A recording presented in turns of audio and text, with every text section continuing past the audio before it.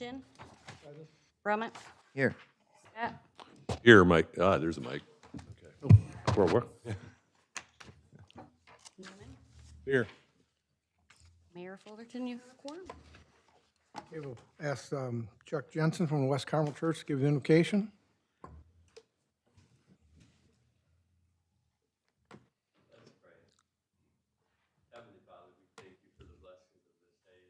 That you do for us. In this hour, as the city council comes together, I pray that you guide their steps and their decisions to best exemplify the capabilities of Charlotte. I pray that you watch over them, that their decisions are made with clear conscience in all that they do. Father, we thank you again for all you've given. In Jesus' name I pray, amen. Amen.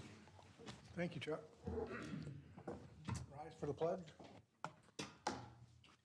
I pledge allegiance to the flag of the United States of America and to the republic for which it stands, one nation, under God, indivisible, with liberty and justice for all. First thing on the agenda is the approval of the minutes from the March 9th, 2026 regular council meeting. Is there a motion? So moved. Second? Second. Any discussion, corrections, or additions? I have corrections. Mr. Chin. On page 4 of 5, it says, Councilmember Christensen questioned the vetting process. I questioned the process. And then at the bottom of that paragraph, John Lott as a reappointment to Brownfield Authority, I thought it was just, this was his first appointment to the Brownfield Authority. That's correct. On the second column, it says Jody participating online. Her name is not Jody, it's Jody Pruden. And I think it's Jodee, yeah. And then at the end, it says Councilmember Christensen again, reported on upcoming ADA website requirements. Again, that was something that I brought up. That's all. Councilman, you got those, Madam Clerk? Yep, I got Any other corrections or additions? All those in favor say aye. Aye. Opposed? Approved as amended. Absence of the council members, we have one member, Councilman Rodriguez, called and left me a message also and said that he's busy at work tonight and will not be able to be with us. So if you want to excuse him, I have to take a motion. So moved. Second. All in favor, say aye. Aye. Opposed? Mr. Rodriguez is excused. Public comment. Anybody in the audience that would like to speak? How about online? Is there anybody online? no. Nobody online with a hand up? Okay, we'll close public comment. Approval of the agenda. Anybody have questions on the agenda? I need to move one consent item to the regular agenda.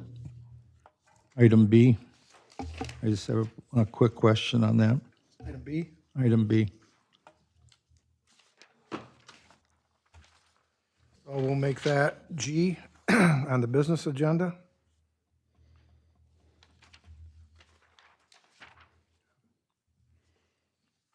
Any other changes? If we change the other one, we won't have to do the consent agenda.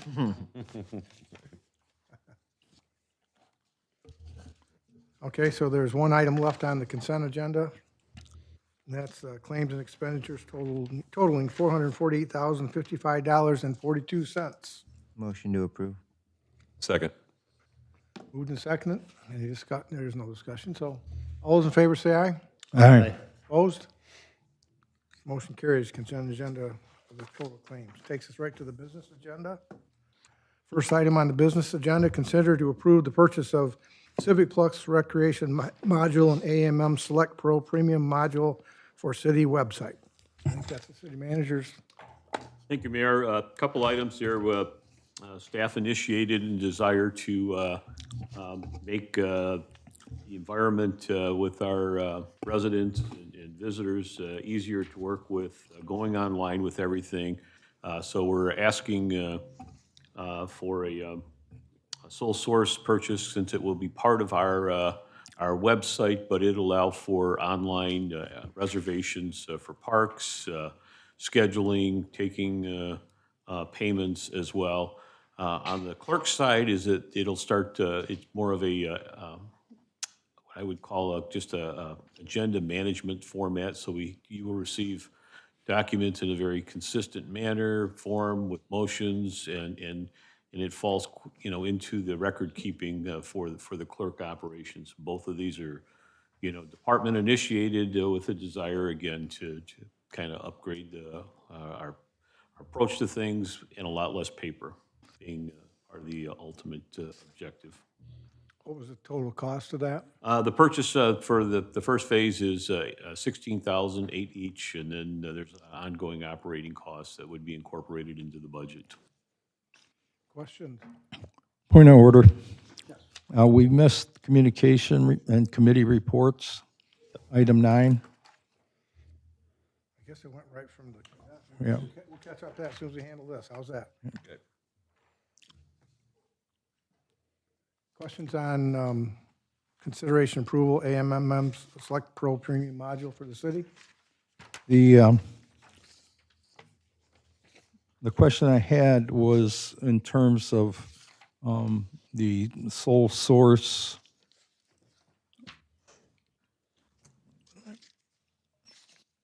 I received the documentation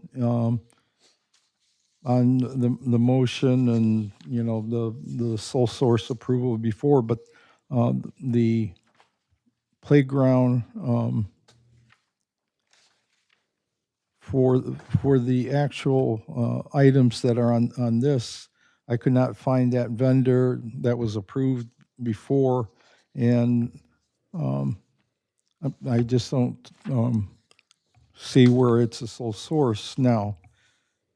The other thing, though, is that it's only 16,000, so we have no authority because we moved that parameter to 20,000. So yeah, I guess the city manager can do whatever he wants to without council approval because of the amount of the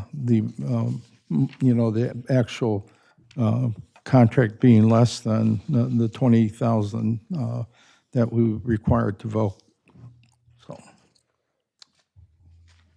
If I may, just as a follow-up on that, Civic Plus is actually our vendor for the website. And so at some point, there had to be some approval, for the purchase of that software and application. And the other part of it, too, is I know there's been ongoing discussion about the sole source. I wanted to use this as an example. You have a good policy, but it does require, if you're going sole source, it does need to come back to the city council. And so for those two reasons is why I had that put on there. It is an application that got below my 20,000 purchase limit, but the way I interpret the purchasing policy is that sole sourcing does come to council for approval. So, Okay, good clarification. Good clarification. thank you. Any other questions or comments? If not, all those in favor say aye. Aye. Aye. Opposed? no. 1 no. Okay, we'll go back to the part that I missed, communications and committee reports, manager report.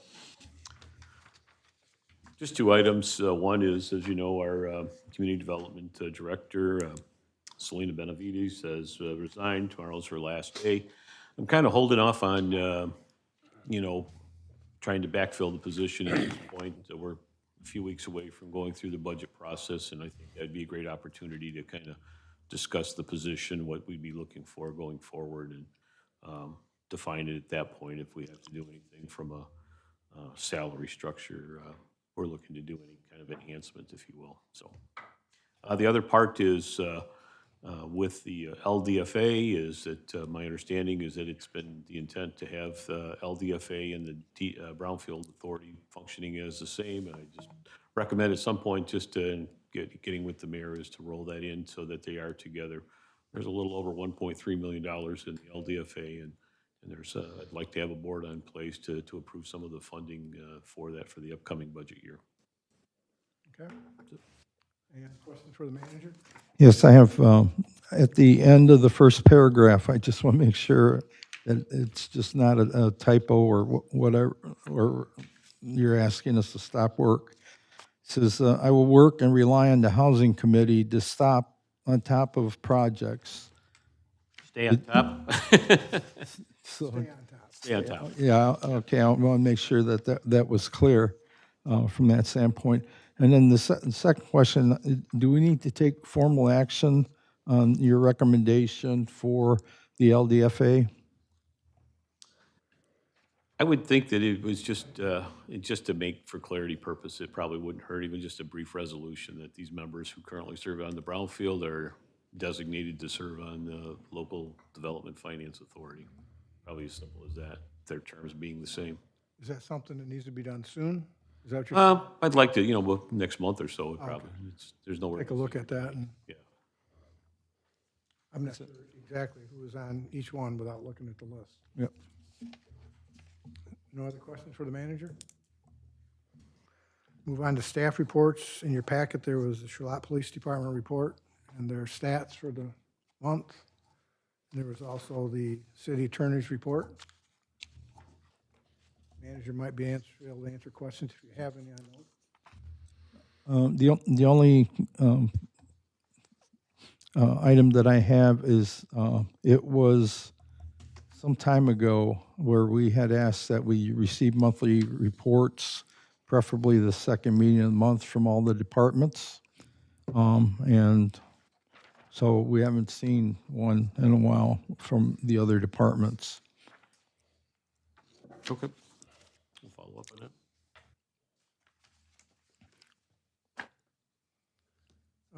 Council member committee reports. I'll start with Mr. Christensen. Anything? Not a thing. Mr. Newman? I attended my first Camp Francis meeting a week ago Tuesday there, and interesting group of volunteers, lots of ideas, lots of desires for Camp Francis, working on funding for walking path from the cabin down to the fire pit. It'll be ADA compliant. So they're going to be working on getting quotes to have that done and finished up. So they're moving along in their projects and that sort of thing. So it'll be good progress to attend those meetings and get things, help them along the way. Any questions? I got one, just one. Do they ever share with you, like, how many people are using Camp Francis now? They did have a graph for how many people, how many reservations and that sort of thing. And I can turn that in and have that part of the next I was council. just wondering if it's 5 or if it's 500. It's averaging, I think it was right around between 70 and 100 reservations, days reserved. It's pretty good. Pretty good. Okay. Anything? Our meeting didn't happen, as I reported in the last meeting that we had, but there has been some conversation as it relates to the tree nursery that's being worked on. Just weather needs to be accommodating. The conservation tree sale is up and coming, and there's a plan to purchase a fair number of trees to put them temporarily in that nursery. That wasn't at the Parks meeting, but that is a side note. So that's all I've got on that. Where's that nursery located? Just to the west of the Armory, in the back corner of what property used to be the Armory property. So just a giant place where there's a bunch of wood chips right now, future tree growth. Jen? No report. I have a little, we had a CARC meeting last week. I have 3 things to report. One is we bought a AED machine for near the tennis courts. It's going to go right onto the building and be accessible to everyone instead of being locked inside a school during, odd hours. I think Julie Davis has a pending request for us that should be pretty easy. But what was more important than that is we had a member of the public, trusted Kent, I think it's McDonald from the Big Boy, showed up at the meeting just to participate or observe and stress the fact that he would like to be involved with these sorts of things. And I thought that was just great. Somebody showing up from the public to say a few words and say, I would like to be involved in this process. So we will talk about that in the near future. To hook him up. That's it. Any questions about Kirk? Okay, thank you for the report. Back to the business agenda, item B, consideration to approve the McKenna agreement. I think you probably all read that. We have people here to speak on it if we need to. Mr. Mayor, did you have anything? No, it just, I know that it went through the legal review. There was some changes, edits made based on the legal review. McKenna had no issue with it. I think just initiates the process to keep going forward, to having them provide building services with the city. I have a question on Section 5, the term of the contract. It reads, "The term of this agreement shall be for 3 years from date of execution, shall then continue until such time as there is 90-day notice of termination by either party." Two things. Number one, we do have in the charter a 10-year limitation on any contracts or obligations the city can enter into, and it should be included in the language of any contract that has automatic renewals.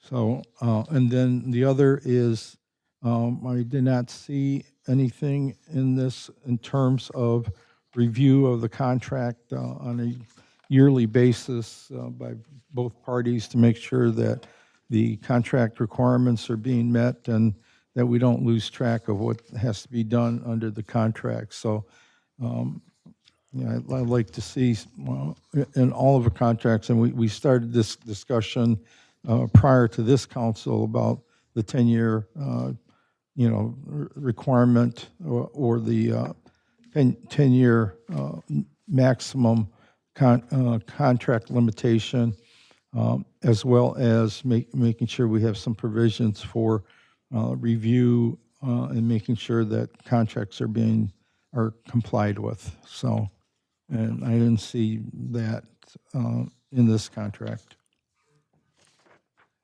Do you remember, just a question, because I read through that too, so it was for 3 years and then continue after that? So. Yeah, and that's fine, Do you know then, what's the answer? If they get to 10 years, do we have to kick them out and start over? No, I'm just. Yeah, no. That's just a common sense question. Yeah, no, Because if they can't be here for more than 10 years, when they get to 10 Right. years, or that sounds like it's a 3-year for start contract, and then it's a year after that with 90 days notice on either side. Right. Which would make sense, because if you brought a company in like that with all their expertise and people, you'd want at least a 3-year.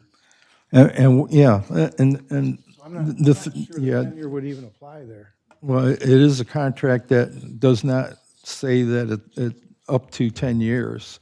At the 10-year mark, what happens is it needs to come back to council on whether to renew it for another 10 years or, so it's to make sure that we are not obligating this council or any council afterwards beyond the 10-year limitation of the charter. So that's But right now, it's a 3-year contract. with a automatic extension after that, and it doesn't have an end. So we could get to the 10-year and just keep adding years to it if we want to, without it coming back to council. And the charter doesn't allow for that. So they could simply come back and ask for another Yeah, extension. yeah, essentially another I think that contract, should be in the contract, that a maximum of 10 years before it has to be renewed by the council. right? You got that? Yep. Point of order, Mr. Mayor. Yes, sir. We didn't have a motion on the table for that one. We need to before discussion occurs. Good idea. We did that with A, but I can't let it slide on B. So we do have. You want to make a motion? Yes. So I'll make the motion, Second. supported by Mr. Christensen. But the city manager's discussion comes before the motion anyway, though, but questions follow. So thank you. Motion and support is in place now. We already listened to the manager, so not going to listen anymore. Nope. So my question is, have we had seen anything from McKenna that doesn't actually support us continuing forward? I understand it's dollars and cents on every matter on the business agenda, but truth of the matter is that they seem to be doing a good job of what they do. And unless there's somebody suggesting we go with someone else, we kind of either pay them what we pay them, we choose to pay them less, or we go with somebody else. Those are kind of our choices, right? Yes. Okay, so It's- I it was the- appreciate It when, was the best choice out of who we had. yeah, and sometimes there's just not that many choices to be made. So I appreciate when staff reports like they did and state that, they believe we're doing the right thing. Because unfortunately, they're the ones that actually have to give us that information. We don't interact with them regularly. Just my thoughts on the matter. Quick question. Christian, Once those changes are made, or however we're gonna do it, and this is signed, when is this process actually gonna start? When's the city going to start taking that and moving forward? What's the date? We're just waiting for this approval, and then we'll have a meeting set up, hopefully this week still, to put that timeline together. Tentatively, around the May 1st, maybe May 15th timeline. Perfect, thank you. anything else? All those in favor say aye. Aye. Opposed? Motion carries. Consideration to approve Resolution 20-2613, Special Assessment District pursuant to Public Act 33 of 1951, Police and Fire. Do we have a motion? So moved. Is there a second? Second. And with this, we have a little bit of discussion, but I'd like to, there's like 3 items there. There's a couple resolutions and a report.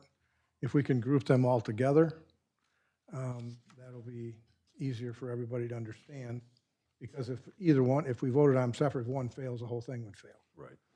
So with that, I would have the city manager lead off with his, Thank you, Mayor. done most of the work. Part of the 2 resolutions that you'll be acting on together is, the first one is Resolution 13, and it's just simply ratifying a motion that you had made back in January, directing the city manager to prepare a report to establish a special assessment district. This is just, it's in your charter, so this is a traditional resolution number 1, so we put the formality of it in place. What it does, and proceeding with that, leads into the report itself, and it talks about the detail of it, that there is a desire on the part of the council to create a new district, vehicle equipment and services, emergency vehicle and services district, and going through it, there's a number of things that have to be addressed in the report. First and foremost, the necessity of the district. State of Michigan, as a result of Headley and Proposal A, has made funding municipal operations more and more difficult each and every year. Add on to that with the cost associated with legacy costs for pension and retiree health care. It's necessary for the council to consider an assessment district for emergency vehicles and services. The estimated cost is another item that has to be addressed as a result of Resolution 13. The amount that we have is $1,160,800, a little different than what you had seen when Mr. Hilliard provided, up by about $50,000. It reflects some of the increased cost associated certainly with fuel. And then with that, and then it goes into detail discussing what line items essentially within the police operations to be included, as well as the fire operations. And it specifically recognizes ambulance in the report. So the description of the district is it's all lots and land located within the city limits of Charlotte, as represented by the Great Seal, Department of Secretary of State. And it includes language if it's still under jurisdiction as a result of a 425 agreement at this time or in the future, that it would be amended to reflect that or annexation. The methodology for the spreading of the special assessment would cover 100% of the expenses identified. There is no at-large assessment given that the general fund's going to incur the remainder of costs for police and fire operations. It is based on real taxable value, so personal property tax is not part of the calculation with this. Based on the assessor's figure with the most recent tax roll, the amount of property taxable value would be $293,876,877. The millage rate to be applied, 3.95, which is what was levied this most recent year with the fire millage. And so with that, would cover the report, which leads into the next resolution, 2614. What that does is accept the report as presented and looks to schedule the necessary next step being a public hearing regarding the necessity of the district. That would be scheduled for April 13th. Now, going through the whole process, we're kind of on a very tight window. We've got to, if approved tonight, tomorrow we have to have it in front of the newspaper so that it's published this Saturday, so we meet our 10-day obligation prior to the public hearing. We'll also send out notices. The notice is part of that resolution, a single page there, and that would go out later this week as well to every real property owner in the city. So that kind of covers where we're at, but I think the significant thing with it is that it would schedule a public hearing for April 13th. Okay, thank you, Mr. Manager. I'm going to call on myself right now because I want to make an amendment to this. And I'll read the amendment first to see if there's a second. The amendment would read this way. I would move to amend that the resolutions and reports, to amend the resolutions and reports by removing police and fire protection and replacing those words with emergency services and vehicles wherever these words are written in the resolutions or reports. And further, that this be added to the resolution reports, in parentheses, or with quotation marks. Emergency services and vehicles is defined as police, fire, and ambulance services and vehicles. Is there a second? Second that. And that came about after I read that, and we've had conversations with our city attorney. So if you remember when this all started, we were getting ready to do a special assessment, and I was the vote that was going to go either way. And I was promised that if I would vote, then we could get this name changed.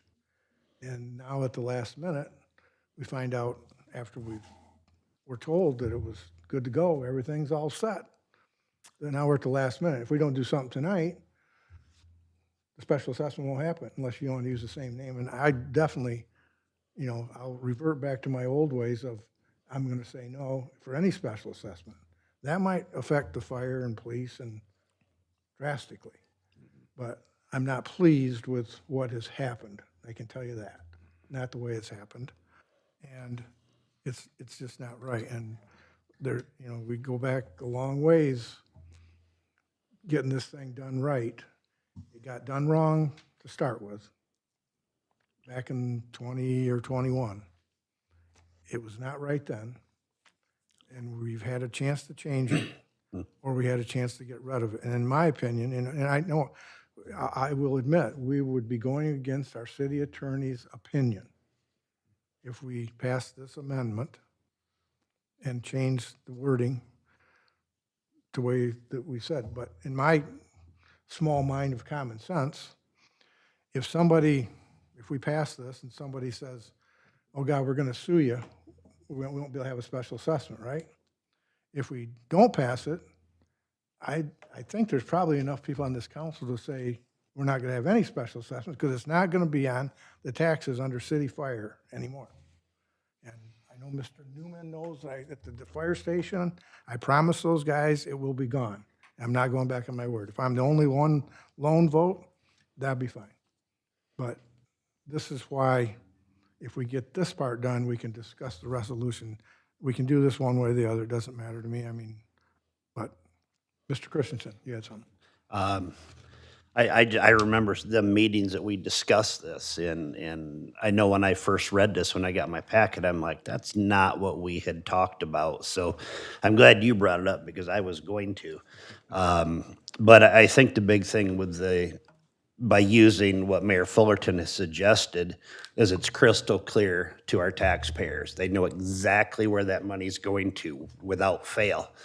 Before, it said fire, but it really wasn't all fire. We all kind of knew it was going different, and it brought up a lot of questions. I think it brought up some arguments, but this way, I don't think we'll have an argument. I think everybody understands we have to have police, fire, emergency services in those vehicles. So I certainly would support this.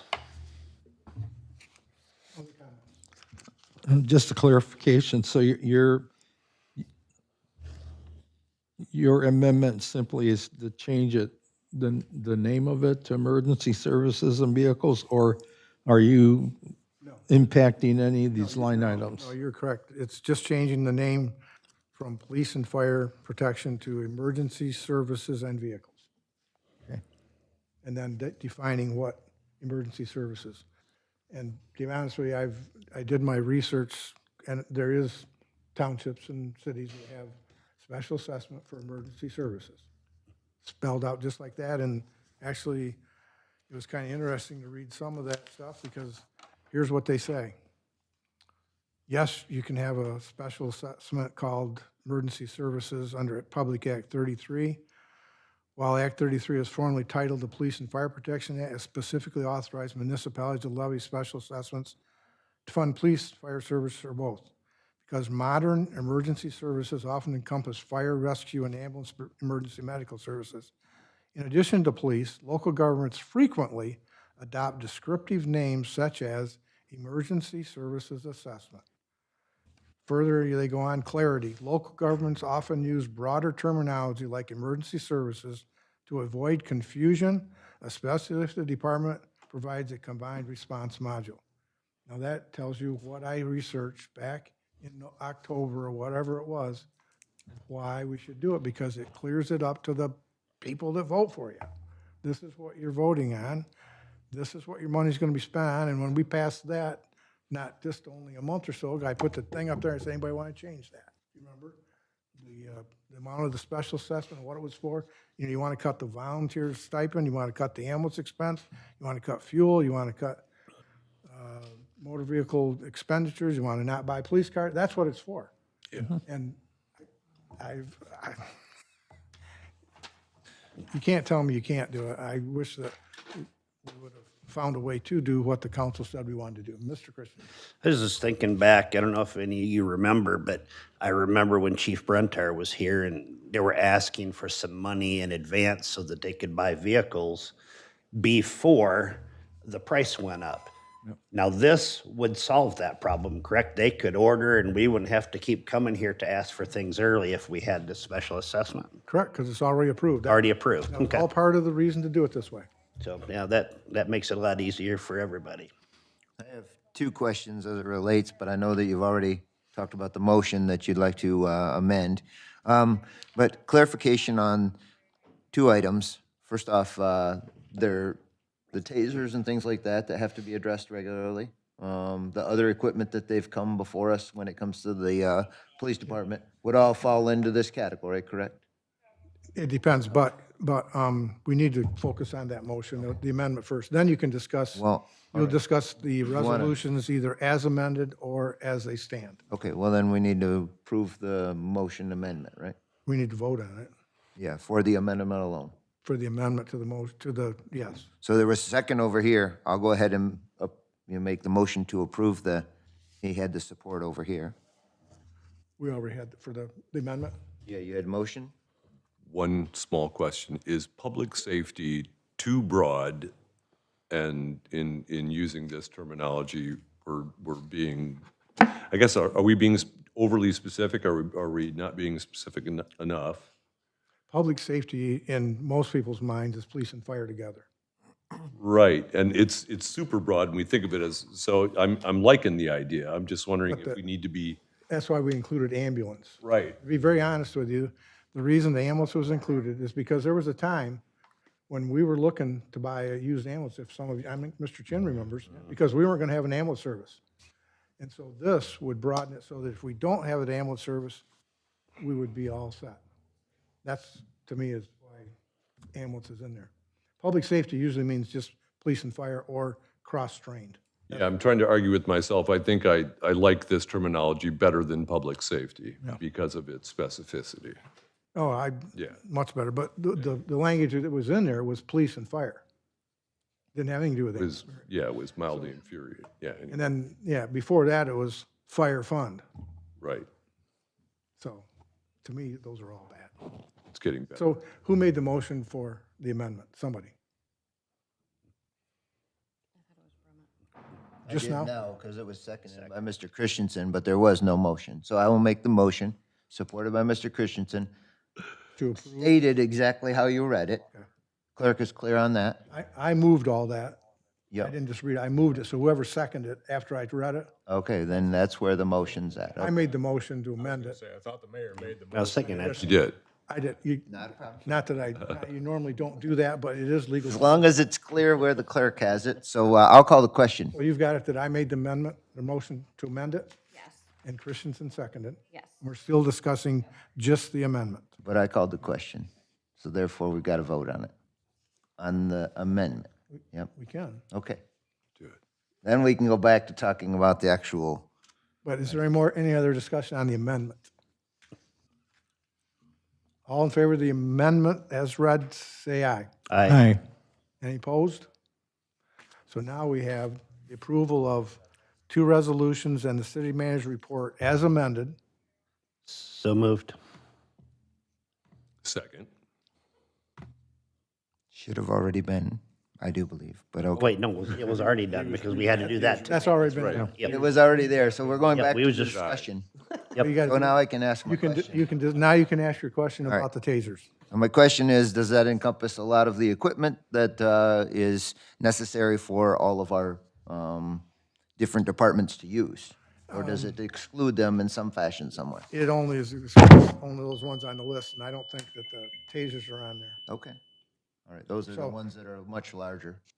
Yeah, vehicles, capital equipment, uniforms, ambulance expense, contractual services, building maintenance, vehicle maintenance, hazmat supplies, diesel and gasoline, the fire stipend for the volunteers.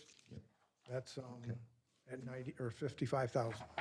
So another question that I had, though, is we talk about this in the way that it's drafted. Does that take into account any commercial property within the city? Because I didn't see where it's clear. The voters are voting on this, or we're voting on their behalf when they come in and speak at public comment, when it's the time. But does that actually involve any commercial property being taxed? Mr. Manager stated that, but go I ahead. missed that then. Yeah, no, it's all residential, commercial, and industrial property, even structures. It's what's absent from its inclusion with our, like our ad valorem rule is personal property tax. That really is the sole distinction between what the base is for the assessment and our village levy for operating purposes, so. One more point of clarification. In the event that there's any tax abatement made at any given time, would this be exempted from those abatements? Or would it be included in still being a tax, a special assessment assessed on those commercial properties? They're part of, there's where we do have them. My understanding is the taxable value that they have is levied on the special assessment. It's not pulled from it. Awesome. I think that's great. I appreciate the answers.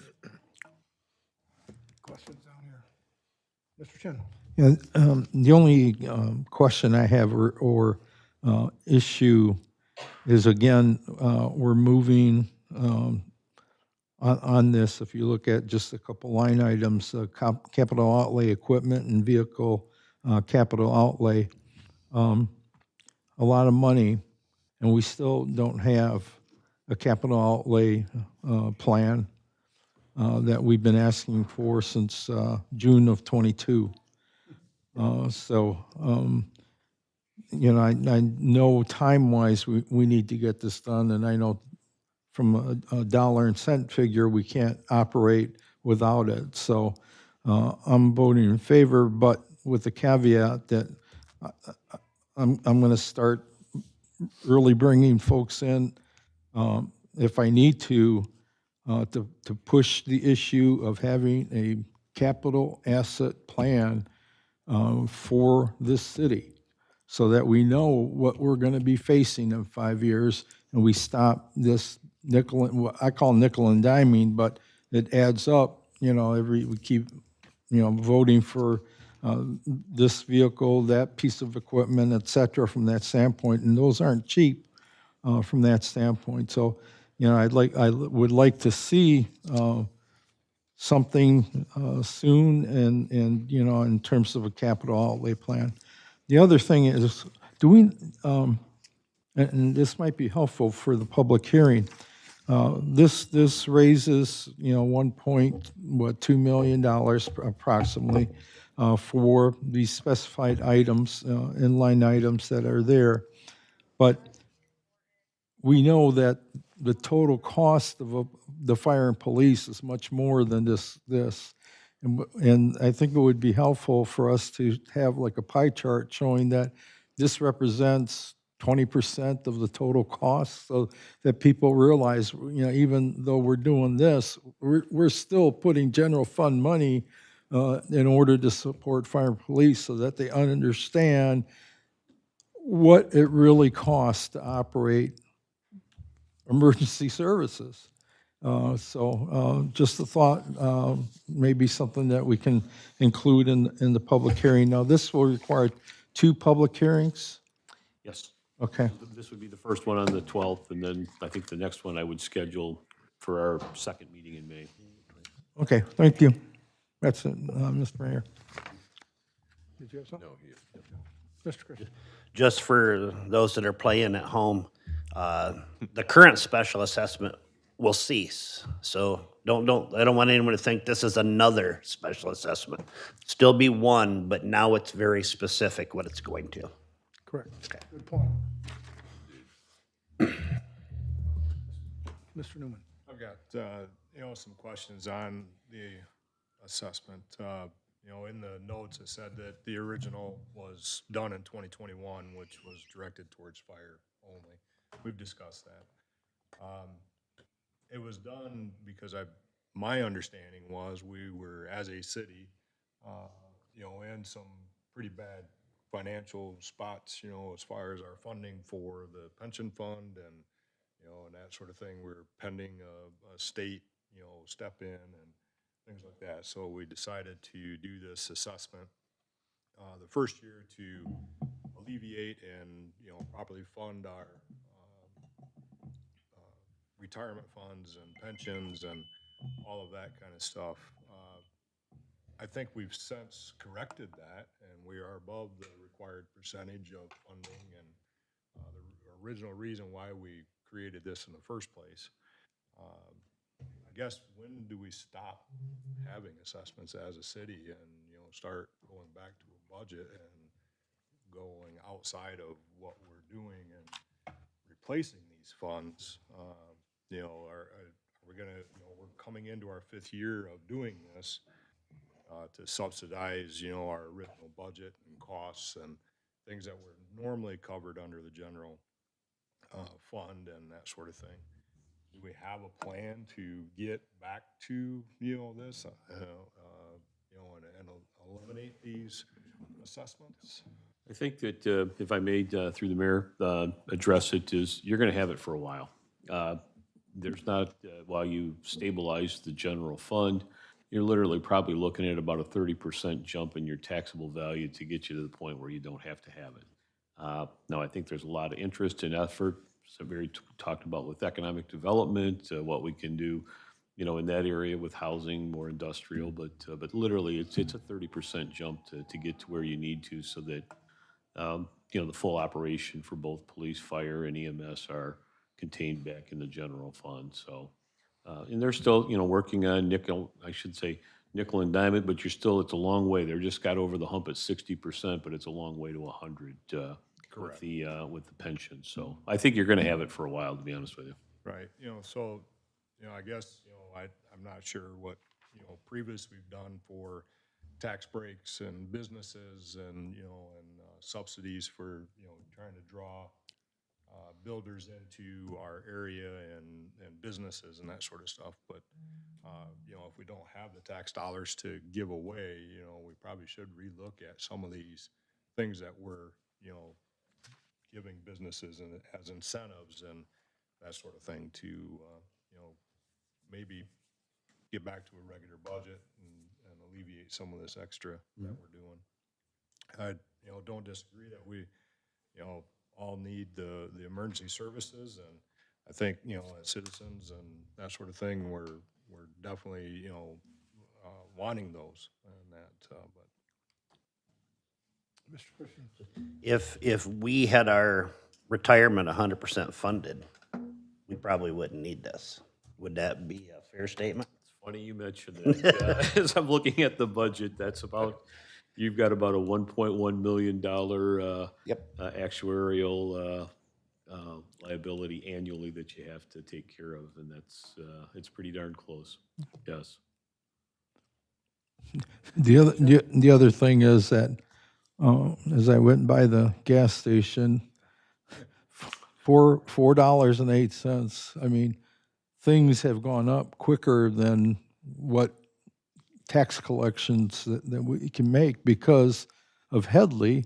We're strapped to a certain percentage, no more than, quote, inflation, and it's just, you know, the prices are going up a lot more for specific things that the city needs to run. I mean, from gas to oil to, you know, all the equipment that we have to power. I mean, it's just, I mean, we can't catch up. And also too, we, you know, in 21 when I wasn't on council, but I understood the fact that, you know, we just need to keep an eye on that pension and the health, not only the pension, but it's also the health benefits. You have to have a certain amount, and then the plan was put together that we would be fully at 100% in, I think, 32 or, you know, 5-6 years, you know, from that standpoint. So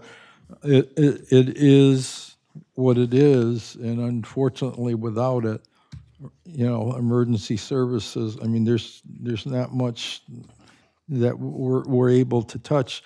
And that's why I think that at the last meeting I talked about, as we're getting ready for budget, one of the key pieces would be, you know, what's that cost that is just, you know, people, you know, we have to have people, we can cost that out, certain fixed costs that we can't do anything about. I mean, it's like, you heard the lighting report that I pushed for a long time. What can we do? Because we're paying $30,000 to $40,000 a month for streetlights, and I'm wondering, you know, is there anything that we can do to? And the report came back and said no. You know, it's, and guess what? You know, consumers keeps kicking that cost up. So, you know, hopefully the public will understand the predicament that we're in from that standpoint, because I too want to make sure that every year we do the best we can to even reduce it a little bit. You know, and over time, hopefully, if we do our work with economic development and our neighborhood development and have some more taxable housing and industry, that's the only thing that we can do to grow the income. And believe me, you do not want to have an emergency manager appointed by the state. I talked to a couple people um, Point of order, Mr. Mayor. from We got to those stay on cities. track. That's all You know. side note stuff. Appreciate that, though.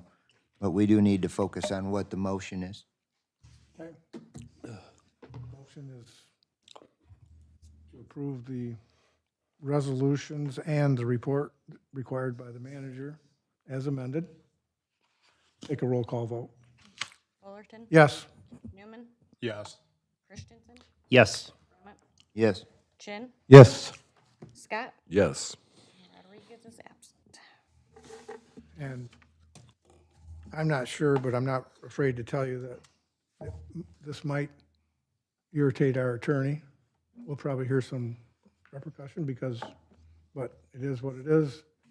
And I still, as I told our manager last week, we hire the attorney, and the attorney should try to do what the council can do, what they want to do. That's his job, is to figure out ways to get it done. So just be prepared. What'd you say? He does work for us. Yes, he does. Next item is to consider, make sure I'm reading the right one. Consider to approve contract with Michigan Department of Transportation, MDOT, for additional road work. And I think that's going up Cochrane. I'd move. You were going to report on that, or is Stephanie? I think it's pretty straightforward, just approval of the contract for some additional work, mostly along M50 and Lawrence in the parking areas added on. They weren't going to include those, so it'll be uniform, I think, when they do their mill and fill along there. So our marginal cost was a little over, what, 23,000? That's it?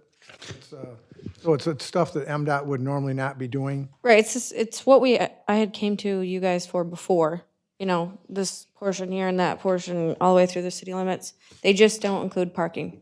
So even if it was this way, they wouldn't include the parking lanes unless we pay for them. Just not what they do. So if we didn't do this, we'd have a new street and old parking. Motion to approve. Second. All those in favor of the motion, say aye. Aye. Opposed? Motion carried. Consideration to extend 2025 retrial unit pricing for 2026 street paving project. Is there a motion? Move So to moved. approve. Discussion? We need a second? Yeah, however. Does somebody want to give a? Oh, you got through the second, okay. I wasn't sure where we were at. I'm going to ask Stephanie if she'd talk a little bit about it. I know she'd been with the council before talking about extending their 25 unit prices for 26, and she handed out a list of streets that she'd be looking at for this upcoming year, I think totaling what, about $1.8 million. And so you've also got a finance report showing you what our fund balances are. So I want to make sure everybody understood that you can proceed with this without worrying about the financial aspect of it. So, Stephanie? Yeah, so I went through our PACER ratings. I think all of you know what the PACER ratings are. I think we've talked about those. And so the PACER ratings basically categorize the streets 1 to 10, 10 being the best. So I took the bucket of 1 to 3, 4 to 6, and then 7 to 10. 7 to 10 are the streets that we just need to upkeep, right? Maybe some reclamite, maybe some really, really light crack sealing. These are streets that are in great condition. We just need to maintain them, right? So the list that you see on here is not any of those streets. Then we have our 4 to 6 bucket list, right? So this is basically the rehab zone. It's like the last chance to do the rehabilitation to the street before the subgrade underneath of it is basically compromised, and then I have to go to a 1 to 3 street, which is total reconstruction or a crush and shape or some sort of minor reconstruction of the street because the integrity underneath of the pavement is so bad because it was left for so long without anything being done to it. So for the majority of this, I've targeted the 4 to 6 streets. And I know people are going to say, well, those streets don't look as bad as Pearl Street. Yeah, you're right, but they are in the 4 to 6 category. So if I don't mill and fill them now, they're going to be a 1 to 3, and now I'm going to have to reconstruct them, crush and shape them, and it's gonna be a lot more money. So these are in the rehab stage where we have to rehab them with mill and fills, or they're gonna look like every other street in the city, pretty much.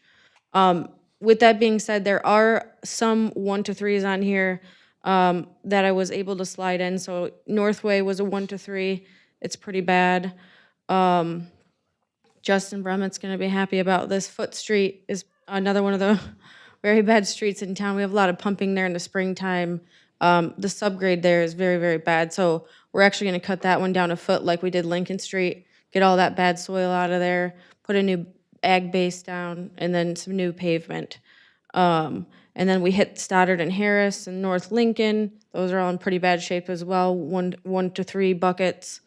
Van Loo is the same in the 1 to 3 bucket. And then we get over here to South Oliver. This is one of those 4 to 6s where it's cracking. If I don't do a mill and fill now, it's gonna be in that 1 to 3 category in the next couple years here. And that's the same with Cherry and Bonnie as well. And then this little road here, Jefferson. And then we get to Shepherd Street. I know this is a very busy street, everybody drives it every day, but if you pay attention, there are spots where we are starting to get potholes. So if I don't mill and fill this and cut out those bad spots this year, next year, come after wintertime, this road is probably gonna be in very, very bad condition to where I'm gonna have to spend a lot more money on it to rehab it. And then you get over to St. Mary's Boulevard, Payne Drive, those are the same thing, that 4 to 6 bucket, they need to have mill and fills done on them. And then Terrell Road is in the 1 to 3 as well. It's very bad over there by the Armory, a lot of potholes. So that's just kind of the rehab plan that I had come up with for this year in '26. Questions for Stephanie? Is Shepherd classified as a major? Yep, it's a major street. And any other ones? Yeah, so Shepherd, St. Mary's Boulevard, Payne Drive, and I think that's it. Okay, North Lincoln is, I know Nope. South Lincoln is, North Lincoln is not, it's a local street. okay, I think South Oliver's a major street too, major street. yeah. So there's a good mix of major and local streets.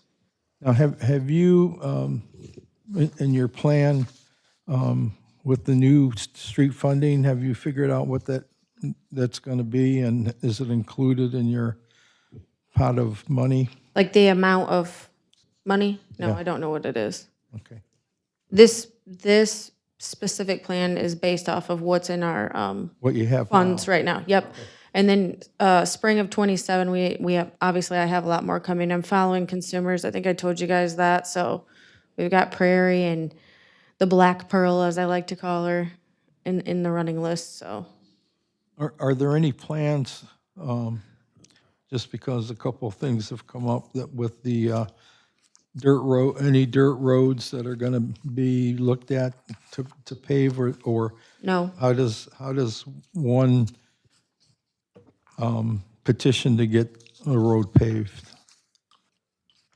Well, if I might just go ahead and take that answer, as we were talking about special assessments today for roads, but either the property owners can petition the council circulating where they get at least 50% of whatever the linear feet of along there, but the city council can also petition to have a look at it, much like you did this first resolution. City manager, prepare us a report to consider, what an assessment would look like.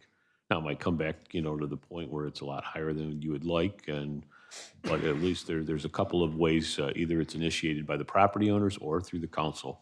Either way, there's got to be a report presented before you take a next step. Oh, thank you. Down here? Mr. Newman, go ahead.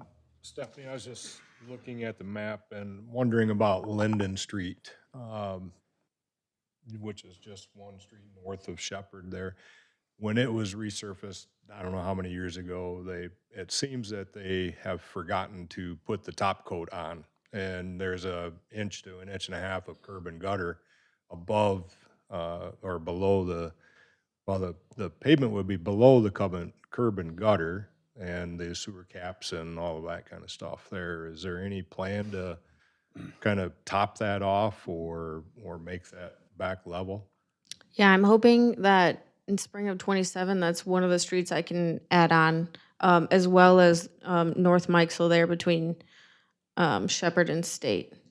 So I can kind of get that section taken care of. Yeah, I'm kind of looking between the podium light and all that at you, but, so, okay, thank you. Mr. Christensen. With the current jump in fuel, as Retha Riley said, oh, wait a minute, we gotta raise things, or are they still good with this? Nope, they're good. There was a few streets, some of them were 69.15-ish a ton. Some of them were $70.30 a ton.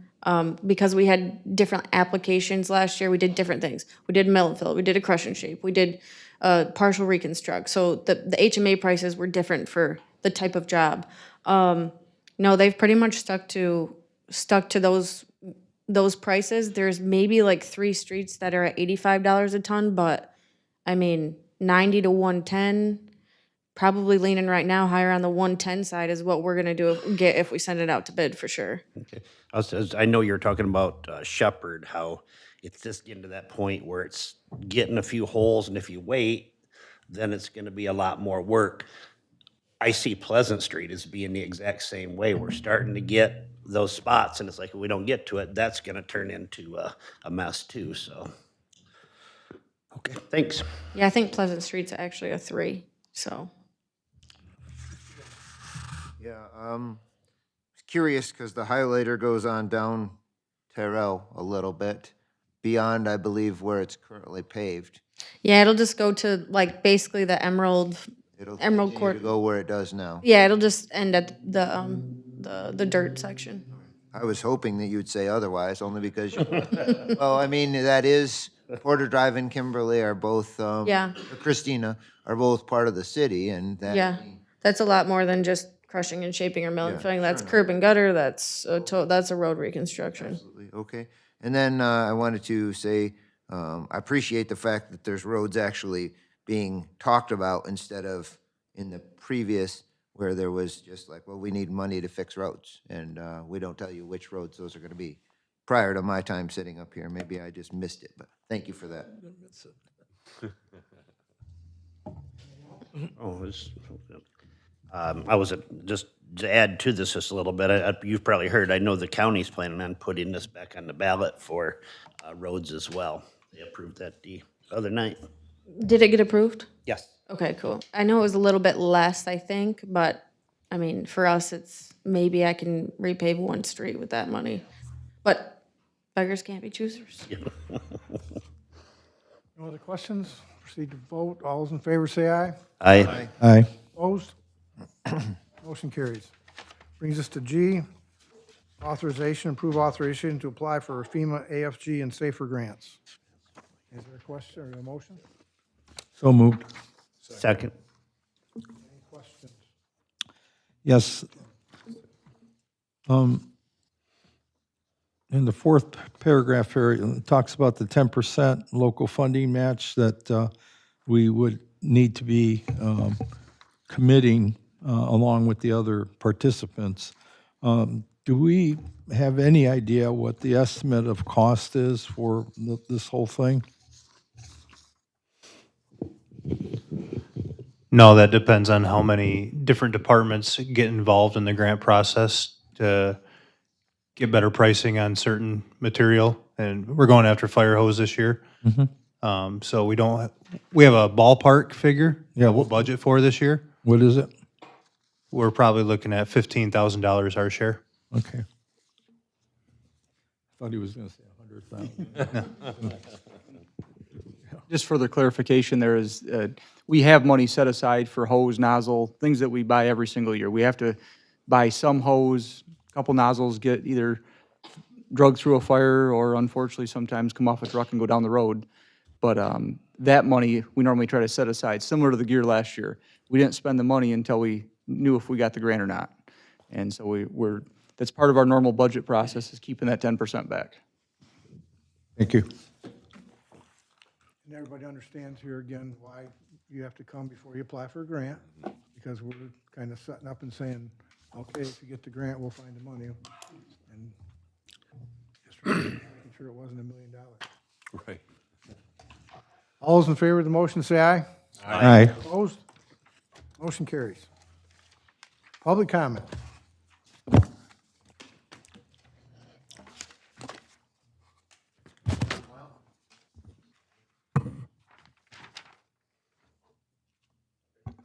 John Laup, there we go, 114 East Levitt.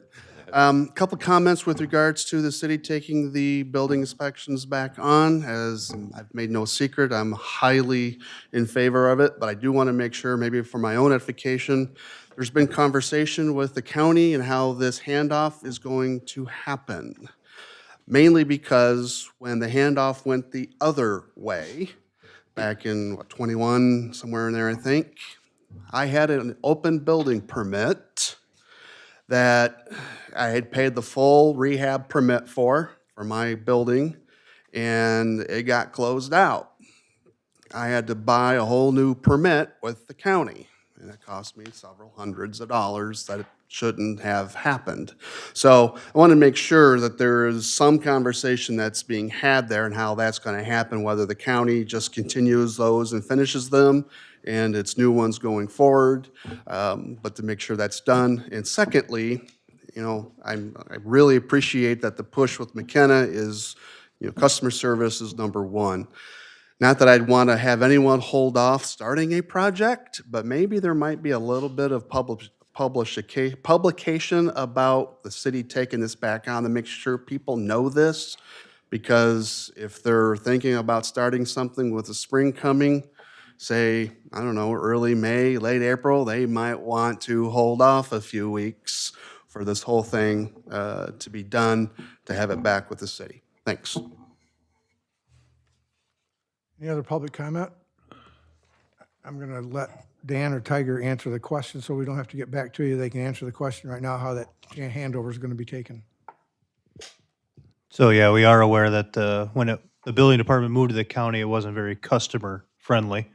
The county is aware of our ambitions to take the building department back, and we've actually met with them, with a McKenna representative, to discuss the transition. All open permits will stay at the county until they're finished out, so the property owner or the contractor doesn't have to get used to a new inspection process through McKenna. But all new permits will be pulled through our department. Is there anybody online? Jody is. Jody, if you can hear us, go ahead. Hi there. I just want to make one clarification. This is going to be directed towards Stephanie. I know that she said Shepherd, and I just want to verify that that one section is actually Upland and not Shepherd, from the stoplight to Horatio. That's getting done, because otherwise Shepherd is the dirt street. And then the other one is in my opinion, the worst part of a street in the city of Charlotte is Lovett from Pleasant to Galewood. And is that anywhere on the horizon? Jody, hang there a minute, and we'll let Stephanie answer that question. Nope, just West Shepherd from Cochran to State. And then, yes, Lovett is on my list of plans for spring of '27. It'll be Prairie from Upland to Lovett, and then Lovett from Cochran to the Pike. That's the plan. Okay, thanks for the answer. Anybody else online? Nope. Council comments, starting on the left this tonight. Oh, okay. I was just going to mention into that, I know county funding for building services ceases on May 31st. They have no more funding up there, so they will be done. I guess first off, thanks to everyone here tonight and watching online. One thing I just wanted to mention to folks, because as you know, we're talking about building services tonight. We've got companies coming to invest and start building housing in Charlotte. Michigan House Bills 5529 through 5532, and House Bills 5581 through 5585. The state is trying to restrict local control over zoning and housing. They want to move all that authority to the state where they can use a one-size-fits-all theory for everybody. That's not good for anyone. So hopefully you pick up your phone, call your legislators, and let them know you do not support this. This would be a disaster for us, hitting the momentum we are now. So I wanted to mention that. I wanted to thank the Eaton County Fair Board for allowing me to MC their annual fundraiser. I had a blast. Also, that day, we attended Helping Hands for their groundbreaking for their build-on. They're still a little bit short. I believe the number's around 90,000, but they've got things rolling forward, and hopefully, as a community, we can help them with the remaining 90,000 and get that project complete. Going into spring, just to mention, if you got yard cleanup, leaves, brush, Tuesday through Friday, 7 to 3. You can take them down to a DPW yard, starting in May to November, 8 to 11:30 on Saturday as well. So I know that time's coming, so they might as well know the hours. They are posted on the website as well. And I wanted to give a little report. I had the opportunity to attend CapCon 2026. Which is through Michigan Municipal League's annual convention in Lansing. It brings together local leaders from all across the state. We talk about all sorts of issues that shape our communities and things that other communities are looking at moving into the future. From my perspective, I think the biggest thing from this convention was really clear to me. Infrastructure, housing, and economic development are huge right now. So by us staying engaged, informed, and proactive, that's going to help us a lot with the plans that we have. While I was at CapCon, I participated in a lobbying 3.0 session that focuses on modern, effective ways to advocate for our community.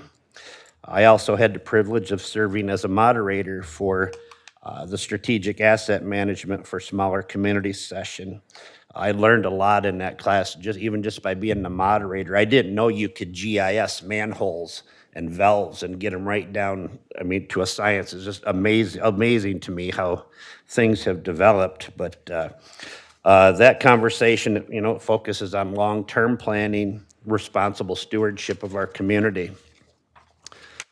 I also was able to connect with a wide range of community planners, engineers, service providers from all across Michigan. One innovative example that was there was from a company called Throne Bathrooms. They had a fully operational, solar-powered, self-contained restroom unit. So it offers all sorts of new possibilities. We got a lot of parks in town, some that don't have restrooms, whatever. Could be an opportunity for us because it's all self-contained, and it would allow us to put facilities where infrastructure might not make sense or it might be too expensive. Also met with state legislators. I am going to be also stepping into new roles on MML boards and committees in the coming year, and that gives us more voice at the state level. So I want to make sure that I'm investing my time right and working for you. Also, I earned my level 1 certification at MML this year. I'm going to continue working towards the higher levels. You go up to level 4. Level 4 takes a few years to complete, though. It's not something that's going to be done in a year or two.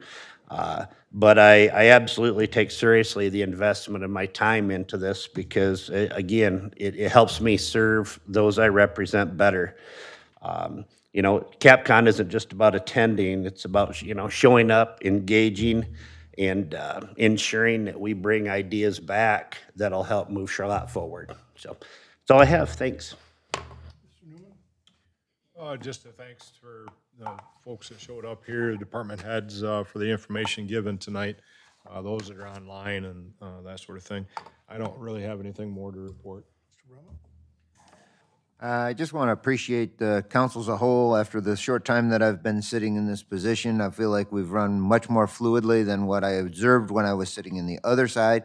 And I hope that the city as a whole believes the same way. If not, I definitely listen to your thoughts and matters that regard, or invite you to come to the podium at any given time and express those to us in front of us. Thank you very much. Yeah, I also attended CapCon with my mates here. I think we all went for different reasons, looking for different things. But I must say that Mr. Christensen and I did a lot of PR for Charlotte. We hung around together and talked to a whole lot of people. My interest was in placemaking, which to go with our housing interests here, not just like having conversations with developers, but actually having a plan for what Charlotte may look like in 5 years and what that might look like. I was also quite enamored by that throne bathroom that Jeff is talking about and saw several places for it. It was a full-on bathroom with shower, heat.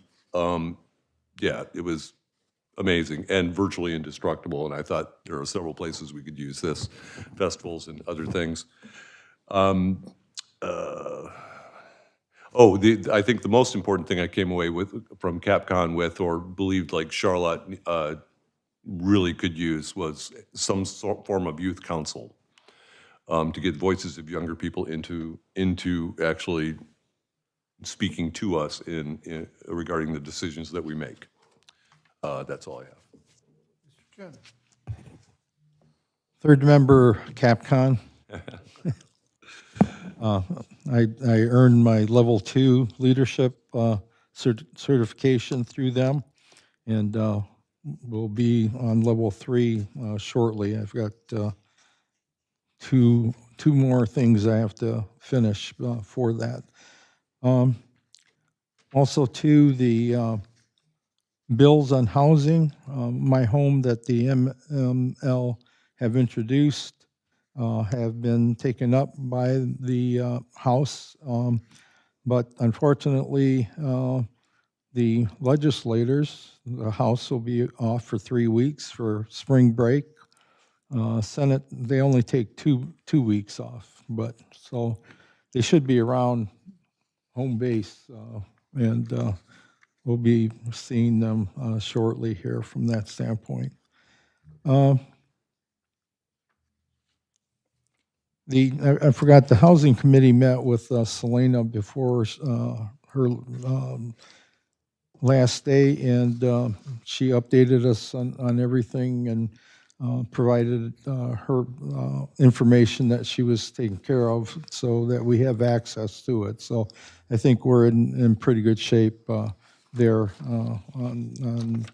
She also said call her anytime if she gets stuck, so she's not going far from that standpoint.